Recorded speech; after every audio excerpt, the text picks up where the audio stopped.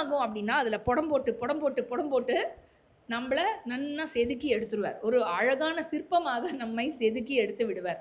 அதனால் we will learn from all those situations. இல்லையா? Religious life style மட்டும் இல்லைன்னு வச்சுக்கோங்க, என்னாகும், அப்பவும் you will have a lot of situations in your life. அப்பவும் பகவான் கண்டினியூஸாக எல்லாம் கொடுத்துட்டு இருப்பார். ஆனால் அதுலேருந்து லேர்ன் பண்ணிக்கிற மைண்ட் செட் எனக்கு இருக்காது. அவ்வளவுதான். நான் புலம்பின்னு இருப்பேன், வேர்ல்டை ப்ளேம் பண்ணிட்டு இருப்பேன், கம்ப்ளைண்ட் பண்ணிட்டு இருப்பேன், அழுதுன்னு இருப்பேன். அதுக்கப்புறம் ஒரு பிரச்சனைக்கு இன்னொரு விஷயத்த சொல்யூஷனாக பார்ப்பேன்.